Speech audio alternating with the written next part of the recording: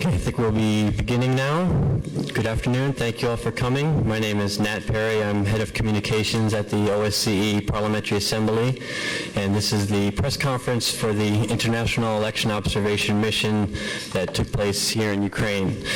This mission has been a joint endeavor of a number of institutions working together, all of which are represented here on the panel. We have the OSCE Office for Democratic Institutions and Human Rights, the OSCE Parliamentary Assembly, the Parliamentary Assembly of the Council of Europe, the NATO Parliamentary Assembly, and the European Parliament.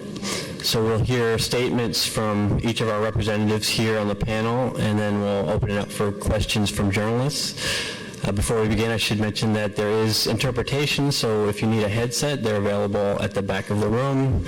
And we'll also, at the end of the press conference, have hard copies of the statement available here. So with that, I will introduce our first speaker. His name is Ilkka Kanerva. He's President Emeritus of the OSCE Parliamentary Assembly and has been appointed as Special Coordinator of the OSCE Short-Term Observer Mission. So Mr. Kanerva, please, the floor is yours. Thank you, Pat. Thank you very much.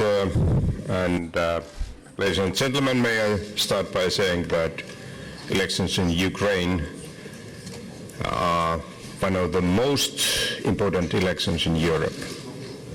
So welcome from my side. A few minutes and moments I'll summarize our preliminary conclusions that we have drawn from our joint observation. But already in 2014, when there was the last presidential elections here, I served as a leader of the OSCE PA delegation to the International Election Observation Mission, which was a very good starting point for my work this time. Unfortunately, these past almost 5 years have been challenging for the people in Ukraine. The armed conflict in the east has brought death and devastation. Russia's annexation of Crimea and the subsequent turmoil created in some parts of eastern Ukraine, which have resulted in very high number of Ukrainians killed, prevents the country from taking back control over parts of Donbas and its borders with its powerful neighbor. We all know about the growing divisions between East and West, which have also led to the radicalization of some parts of the Ukrainian political landscape. In addition, there are masses of internally displaced persons. All this affects the environment in which these elections have been taking place and adds to the long-standing problems of the country. They have been tackled in parts, but without too much concrete effect on individual citizens.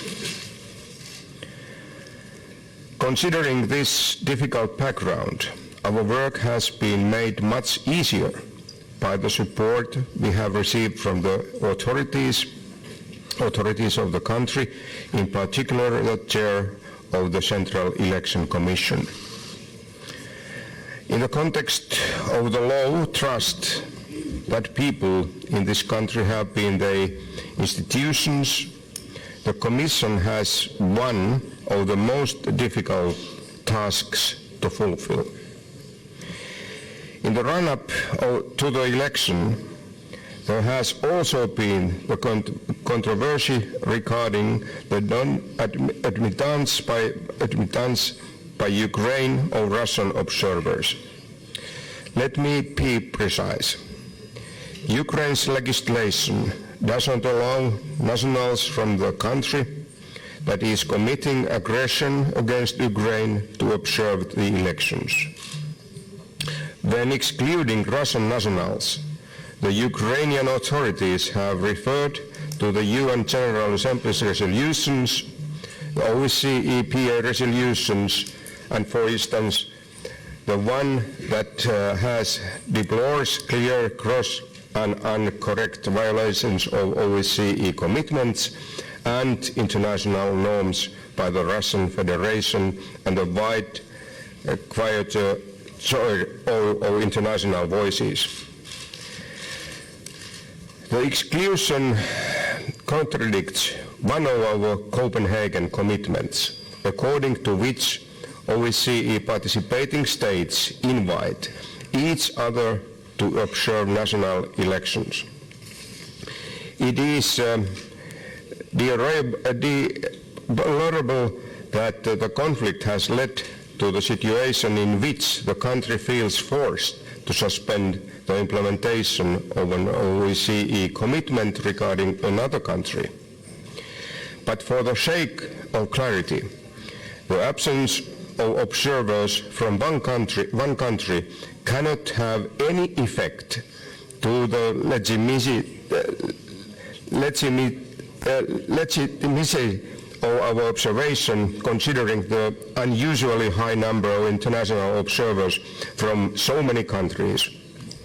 Because here we have almost 1,000 in the international election mission represented at this press conference, and altogether more than 2,300 internationals. Now let me come to our joint conclusions. This presidential election in Ukraine was competitive, voters had a broad choice and turned out in high numbers. Election day was assessed positively overall and paves the way to the second round. In the pre-electoral period, the law was often not implemented in a good faith by many stakeholders, which negatively impacted to the trust in the election administration. There were also issues regarding the enforcement of campaign finance rules and the effectiveness of election dispute resolution. Fundamental freedoms were generally respected, and candidates could campaign freely, yet numerous and credible indications of misuse of state resources and vote buying undermined the credibility of the process. The media landscape in this country is diverse, but again in these elections, campaign coverage in the monitored media lacked in-depth analysis and was often biased. Regarding election day, some procedural problems were noted during the count, and conditions for tabulation were at times inadequate. Because of what I said earlier, the elections could not be organized in Crimea, nor in those parts of Donetsk and Luhansk regions that are controlled by illegal armed groups. So far, for the summary of our conclusions, our statement goes on to address the role of the Central Election Commission, which overall worked well, but also held preliminary sessions behind closed doors and took other steps that reduced the transparency of its work, which, seen the general distrust and considering the hasty way in which it was formed, contributed to stakeholders questioning its impartiality. The voter register was overall adequate, and candidate registration largely inclusive, with some concerns regarding the weighting of the platforms, and candidates had to submit the high dispute and residence requirement. These are but some keywords from our statement. You will hear more from my colleagues, and you will receive the full text at the end of this press conference. My personal conclusion is that this competitive election has laid the groundwork for the vibrant second round. I hope that this will encourage Ukraine to continue on its path of democratic development at peace and secure within its internationally recognized borders in our community of European values. Let me finish this short presentation by thanking the ODIHR team led by Ambassador Taylor and my parliamentary colleagues for their great support and my collegial atmosphere and the collegial atmosphere in which we had been able to conduct this observation. However, the work is only half done. The ODIHR will stay in the country and we will come back for another short-term observation for the second round of the election. I hope that until then everybody had understood that yesterday's time change also means that Ukraine has made another step towards, and we will again see peaceful election day. Thank you. Thank you very much, Mr. Kanerva. Next we will hear from Doris Barnett, who has led the delegation of observers from the OSCE Parliamentary Assembly, and after her statement she will have to leave due to some pressing business in Berlin. But with that, I'll give the floor to Ms. Barnett. Well, thank you very much. Ladies and gentlemen, as our moderator just said, I'm the head of the German delegation to the OSCE EPA as well as the treasurer of the OSCE EPA. For these presidential elections in the Ukraine, OSCE EPA President George Tsereteli has asked me to observe as head of the OSCE EPA observer delegation. As you know, the OSCE Parliamentary Assembly, together with ODIHR, the institution that the governments of the OSCE countries have entrusted with the task of election observation and often with parliamentary partners, is observing elections across the entire OSCE territory in the new democracies as well as the established Western ones. As parliamentarians, we are the bridge between people and governments, since we have ourselves run in elections and often organized them. This is the specific kind of expertise that we bring to the observation process. We are all aware of the importance of this election for the future of Ukraine. Mr. Kanerva has already described the difficult political environment, which of course impacts on the election. This is why so many members of our assembly have participated to observe. Altogether, our delegation counted almost 110 people, out of whom 86 were members of parliaments from 30 countries. We were able to form 51 observer teams, including in regional centers like Kharkiv, Dnipro, Kramatorsk, Lviv, and Odessa. I thank all my parliamentary colleagues from the OSCE EPA, but also from our partners for their devotion. My special thanks go to the ODIHR Ambassador Taylor, who is sitting in the podium, or was sitting yesterday in the podium with us, and his team, but also the ODIHR Director Gisladottir and her staff for their support and cooperation. As Mr. Kanerva underlined it, and as I said in the beginning, these are difficult high expectations. I have been here for a pre-assessment visit not long ago and had an opportunity to talk to some candidates, but also to NGOs and the media. The joint statement presented here, which the OSCE EPA fully subscribes to, gives a detailed answer to the many concerns that were raised during the visit and during our present stay. Despite the many concerns we heard also regarding potential violence, election day was well administrated and without disturbances. The Ukraine people deserve praise for their conduct despite the many, many details, problems, and deficiencies which need to be addressed immediately. I have high hopes that the result, once officially confirmed, will be accepted by everyone, and that the second round will be just as peaceful, orderly, and efficient as what we observed yesterday. Like others, I will come back for the second round. This is a promise, not a threat. The real work lies ahead. There are so many untouched reforms, not only those that have been recommended as a result of previous elections observations.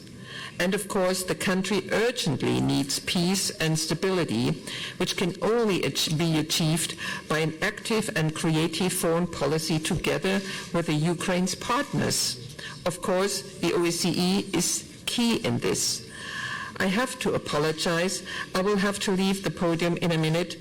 Urgent commitments in Germany makes it necessary for me to catch the plane out. But as I said, my colleagues are here to answer your questions, and you will soon have the full text of our statements in your hands. I am looking forward to seeing probably all of you again in 3 weeks. Thank you. Thank you, Ms. Barnett, and you're excused if you need to leave. We'll pass the floor now to Mart van de Ven from the Netherlands, representing the delegation of the Parliamentary Assembly of the Council of Europe.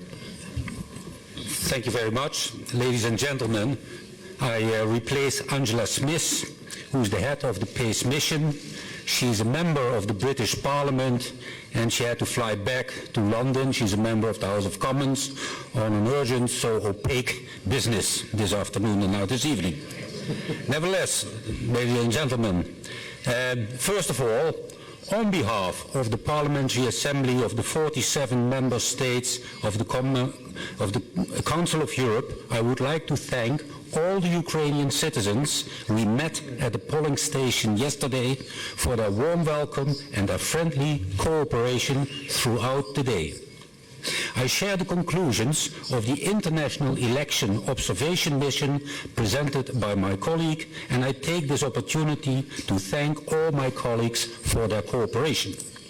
Ukraine is a member of the Council of Europe and is under the monitoring procedure of its Parliamentary Assembly. The Assembly has observed all elections in the Ukraine since 1994. Our delegation was composed of 32 observers representing all the political groups of the Assembly and coming from 16 Council of Europe member states, including our legal experts from the so-called Venice Commission. Yesterday, on polling day, there were 16 teams of observers from the Parliamentary Assembly deployed in different regions of Ukraine. Their observations are in general similar to the observations made by members of our partner organizations. My fellow parliamentarians, as observers, noted that voting was smooth and well organized. Electors made their choice on candidates without restrictions. We also noted the presence of a considerable number of so-called technical candidates, campaigning in favor of other candidates using media time and public funding, which meant that there was not a level playing field and which did not improve public confidence in the democratic electoral process. The delegation of the Council of Europe will return to the Ukraine to observe the second round. The Parliamentary Assembly and the Venice Commission hope to continue their close cooperation with Ukraine, and our full report on the observation of the general elections will be presented at the meeting of the so-called Standing Committee of the Council of Europe in Paris on 24 May coming. I thank you for your attention. Thank you very much for that. And now we will hear from Michał Szczerba from Poland, representing the NATO Parliamentary Assembly. Good afternoon, everybody. It's my pleasure to welcome you. Ladies and gentlemen, the delegation of NATO Parliamentary Assembly was very pleased to be a part of this international election observation mission, which demonstrates our support and commitment to Ukraine's democracy. Our delegation included 17 members of parliament from 9 countries, as well as 2 staff members deployed in Kiev and Odessa. The NATO Parliamentary Assembly has observed all presidential and parliamentary elections since 2004. I must mention that NATO Parliamentary Assembly is separate from NATO, so I only speak on behalf of the NATO Parliamentary Assembly, not NATO. The number of international observers is the confirmation about the decisive moment in Ukraine's history. What I observed was a free choice by free people. Ukrainians demonstrated their strong commitment to democratic and Euro-Atlantic values. I saw the enthusiasm of citizens of all ages participating in the election process in impressive numbers. On a personal note, thousands of Ukrainians living in Poland voted yesterday because they are committed to the same values. In my city of Warsaw, they defeat lines of 2 hours to cast their ballot because many of them are passionate about European integration. Alongside EU membership, Ukraine has made NATO membership a strategic goal, enshrined in its constitution recently.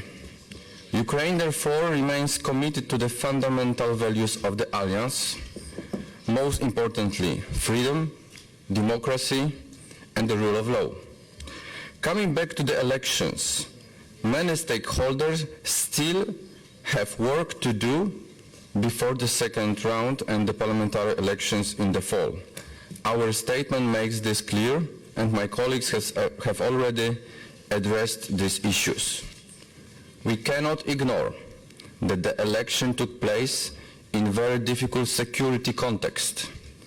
Thousands of Ukrainians have lost their lives in an armed conflict initiated by Russia. Russia has illegally annexed Crimea by force. It continues its military aggression in eastern Ukraine, and it seeks to destabilize Ukraine by different means, including cyber attacks and disinformation campaigns. This meant voters from Crimea and certain parts of eastern Ukraine couldn't participate in the elections. The NATO PA will continue to condemn these Russian actions which brought back military aggression to Europe. The Assembly remains fully committed to support Ukraine's sovereignty and territorial integrity. The Assembly will also continue to back Ukraine's aspiration to join our alliance. All nations have the right to make independent and sovereign choices on the foreign and security policy, free from external pressure and coercion. Moreover, the NATO Parliamentary Assembly stands ready to assist Ukraine in its path on reforms. As always, we are ready to help our colleagues in the Verkhovna Rada and the Ukrainian authorities, but first and foremost, we will be here for Ukrainian people who must chart their country's future course. I would like to pay tribute to all election officials, internal and international observers across the country who have worked hard to make the conduct of this election possible. I would like to pay tribute to you, Mr. Chairman, as always to my colleagues here at the table and in the room, and I would like to thank you for this excellent election observation mission you chaired. Thank you for that. And next we'll hear from Darius Rosati, also a member, he's from Poland and he's a member of the European Parliament.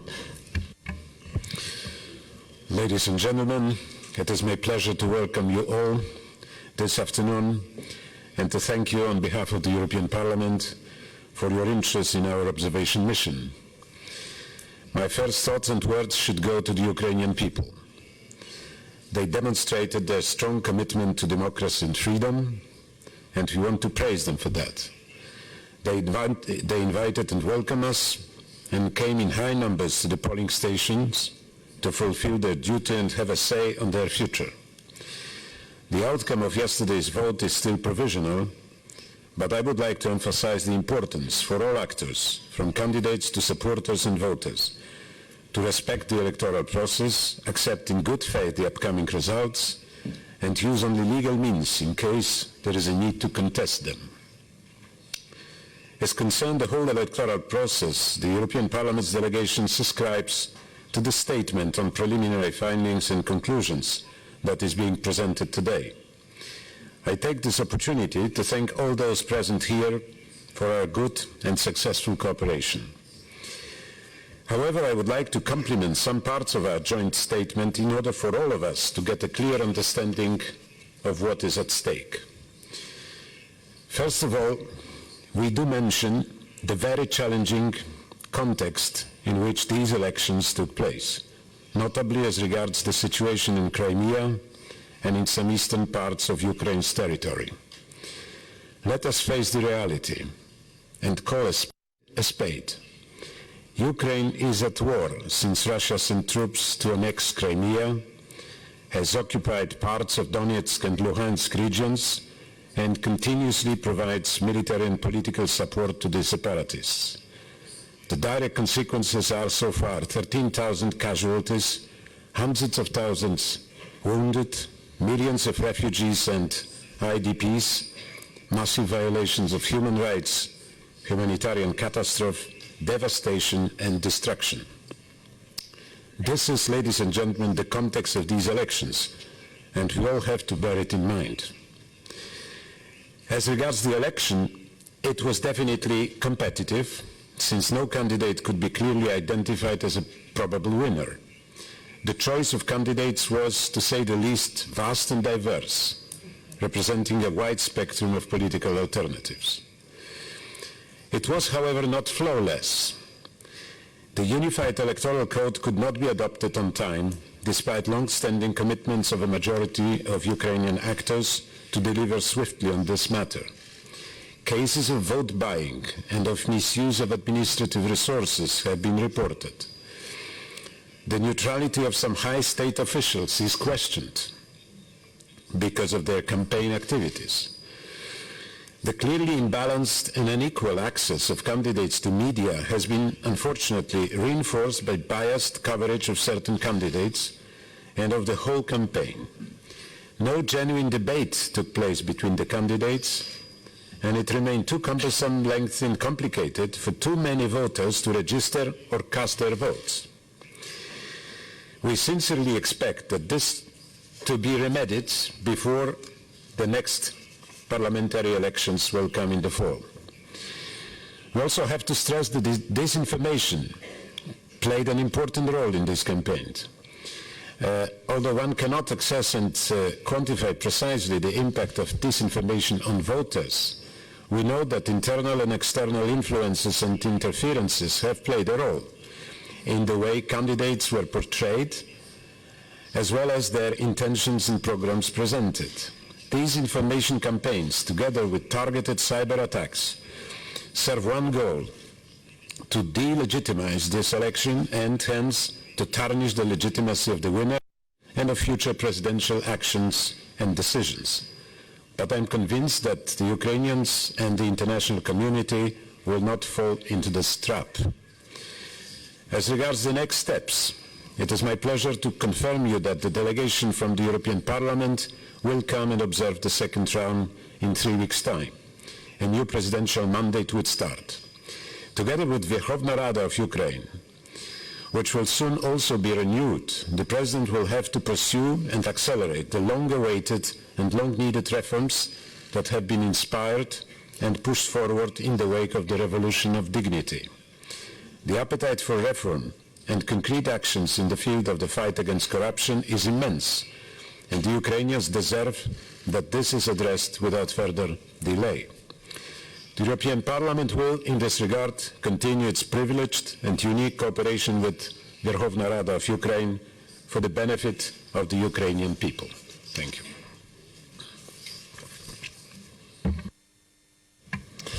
Thank you very much. And last but not least, we will hear from the leader of the OSCE Office for Democratic Institutions and Human Rights, ODIHR Election Observation Mission, Ambassador Peter Taylor from Sweden. Thank you.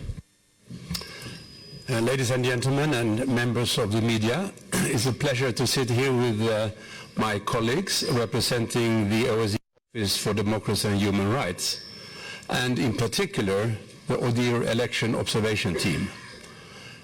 And I'm happy to share it with our parliamentarian partners. And when I look out from here, it seems to be some interest in what we have been doing, and we appreciate it. Just to remind that the statement of preliminary findings and conclusions in its written form is the joint document, and the point made by the previous speakers with the reference to the statement reflect our joint assessment. I fully realize I am the last speaker and many things have been said, but still I take the advantage of saying a few things. There are lots of numbers that you will see in the statement when you read it. And my point is that these findings are based on a very solid ground. The ODIHR core team, we have been in the country for 2 months. We have had long-term observers around us, in the country. And so we have been able to follow during these 2 months what's happening in the country where elections took place. They have also reported back to us. And as you may know, already said, on election day, ODIHR fielded something like 650 short-term observers, and then we were joined by our parliamentarian partners. The ODIHR part is representing 41 countries. And this mission observed 3,310 precinct election commissions, that is polling stations. And important also to underline that we did observe and continue to observe in 141 decks where the process is still not finished. There is still a process. We still have observers working in the field. So together, this will make a statistically very significant numbers that will ensure the accuracy of our finding. Looking a little closer at the findings that we presented, it seems that there is a scope for improvements on the PEC level, and that can benefit the process. I would like to draw the attention to the high turnover of members of the PECs, the polling stations, and the district election commissions. That may be a reason for the shortcomings. The training offered may also have been more efficient if the election commissioners on different levels would not have changed in the numbers that actually happened. Still, I think it's important to underline that in the statement we say that election day is assessed positively, and what has already been said paves the way for a second round. We have been here, as I said, 8 weeks, and we have looked at all aspects of the election. The law has loopholes, and they should not be abused. It's important now that all stakeholders, and I want to reiterate what colleagues have been saying, now implement the law, the existing law, in good faith. It will help build trust in election administration and help ensure a fair campaign when we now get in campaign mood again. The ODIHR team, my team, I'm proud to announce, we will stay and continue our observation. Long-term observers out in the field will also continue their observations around the country. We will also field new short-term observers when we are closer to April 21st. And as I said at the opening conference 2 months ago, we are here to observe the entire electoral process before, during, and after election day. So we will stay, and we will also continue observing before, during, and after the second election day on April 21st. When doing this, we look forward to the continued excellent cooperation with all stakeholders, candidates, political parties, administration, civil society, media, and the international community. And on a positive note, let me conclude that also the weather seems to cooperate in this way. Thank you very much. Thank you, Ambassador Taylor. We do have time for questions. I see one right here. I believe we have microphones, so please wait for the microphone and identify yourself, please, and the media outlet that you represent. And as a reminder, this is a press conference for journalists, so journalists only.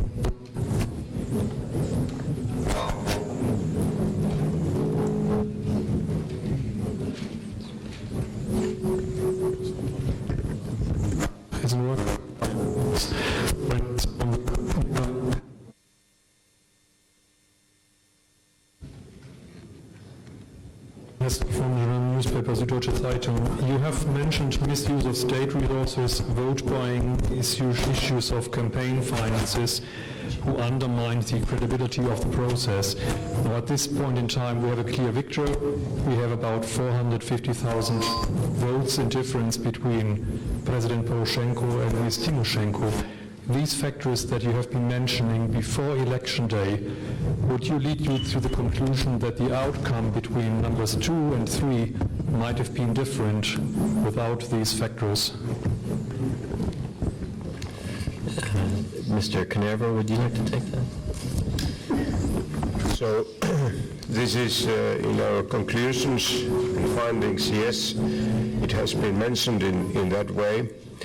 And of course, we in these 5 different organizations, we have this kind of common conclusion accordingly to the facts we have used.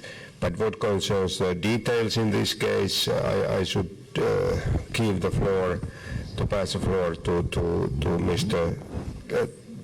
Taylor, who is better informed about this specific question. Thank you. Thank you very much. There is no conclusion to draw, as the process and the counting and the tabulation is still happening. So I think that the question is too early to put. We cannot assess a result when there is no result. I see another question here in the middle of the room.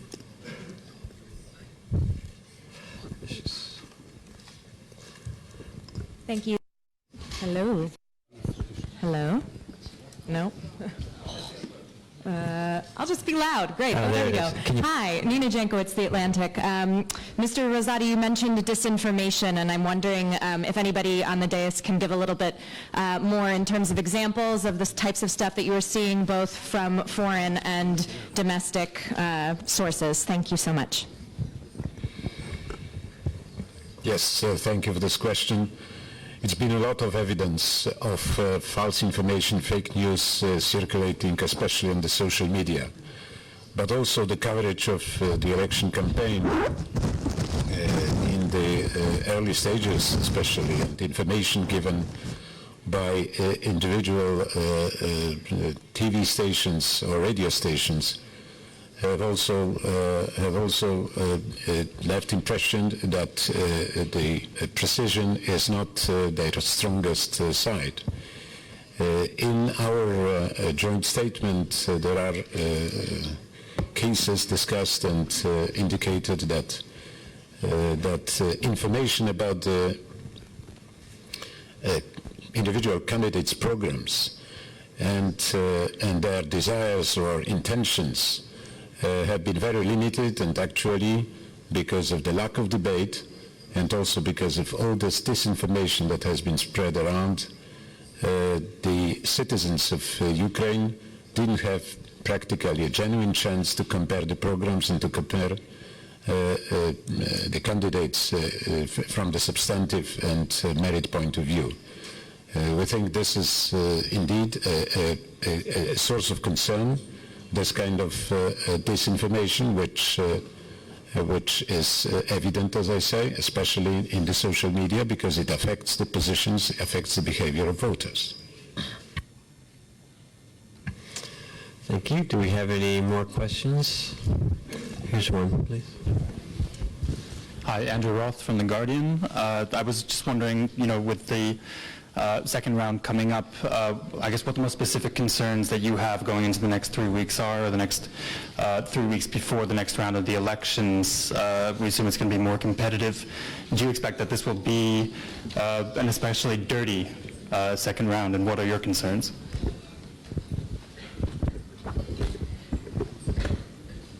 So it's very, very difficult to estimate any specific phenomena in this respect. I suppose that it would be very big advantage for everybody here living and voting in the elections to have the common debates in the publicity, in the media, in the TV, and in that way, to compare all the lines and arguments and merits of the candidates. So that normally in our societies, that's a habit to proceed the election campaigns so that people can compare all the candidates, in this case two main candidates, with each others, so that this is something which is very, very important and vital interest of everybody in the elections. Thank you. Can I add one thing? Oh, sure. If you may, which is important. I think from a methodological point of view, we observe. I repeat, we are here to observe. We cannot speculate on a campaign that has not taken place. We will continue with our media monitoring. You will find the results when you read the statement. We will continue to do it, but we cannot speculate on a situation or process that has still not happened, just for methodology and points of view. Thank you. I see a question here. Thank you, Pekalasenko, Union News Agency. I would like to ask you, do you think that these elections were more democratic than previous ones in Ukraine? What is your opinion? Finally, can you conclude that these elections were free and fair? Thank you. Thank you for that. Ambassador Taylor, perhaps, or Mr. Canoe? Thank you very much. The methodology is, again, I have to make it clear, we don't compare elections, we observe this election. When in particular the final statement is ready, then it's up to anywhere to compare, but we don't do it. And I think that's sort of the long and short answer to this, actually. Thank you. I don't see any more questions. Well, we have... Free and fair. You should also know that it's not the task of a mission to just say that elections are free and fair. There is a methodology which includes many other sort of things, like secrecy, like a number of other things. We don't declare elections free and fair. It's not up to us to do so. And when you again, I will refer to the report where we address a number of issues as accountability, as the secrecy of the vote, and a number of other issues. Thanks.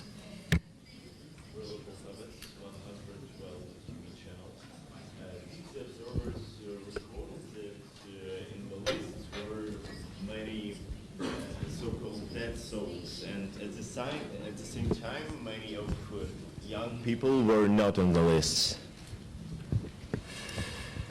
Ambassador Taylor, would that be, would you like to answer that? Thank you very much. When it comes to the voters list, it's we have been looking, and there are lots of references, as you will see in the report when you read it.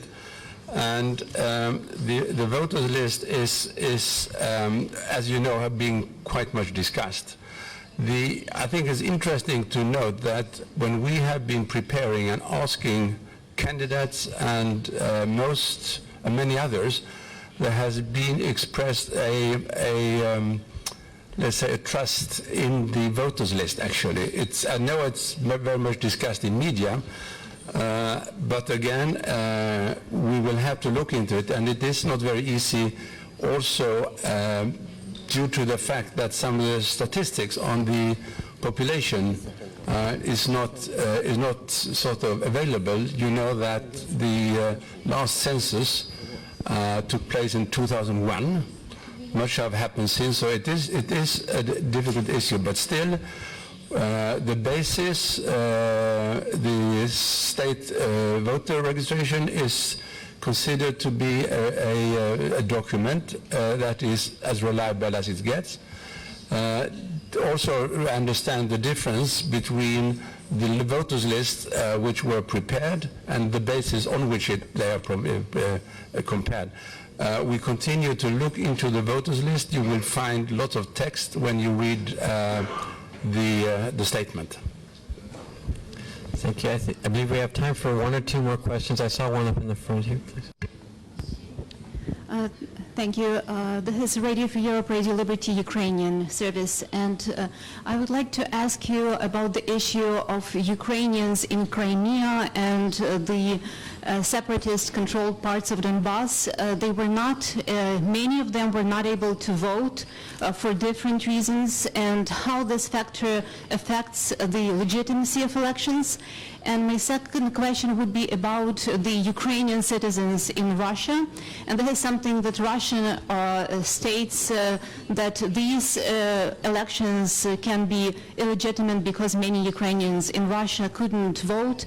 Ukraine states that they could have voted in Kazakhstan, Georgia, and other countries. Russia is considered to be the aggressor state. How important is this in your view? Thank you. I believe Mr. Shchever would like to take that question.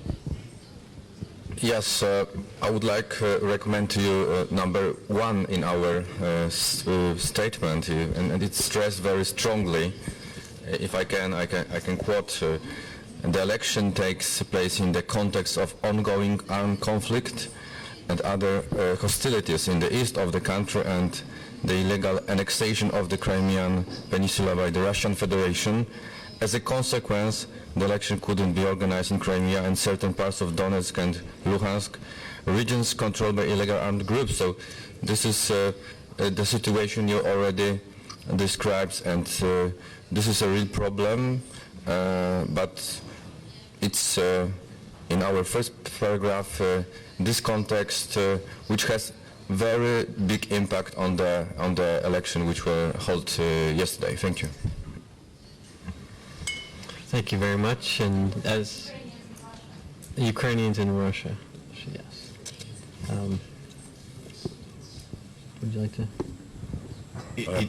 Of course, we regret the situation in this case. Of course, it's very, very difficult for those people living in Russia to use their right to vote, go to Helsinki or to Kazakhstan or to Georgia. So for practical reasons, it's very demanding situation. And of course, it is one of the questions we will talk about later on when we will finalize our final document about these elections.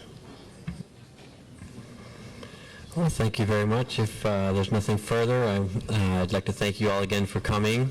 The statement will be available outside of the room here, so you can find probably answers to additional questions you may have there, and the final report will be available in about 2 months. So please check our website, osce.org, for that. Thank you for coming.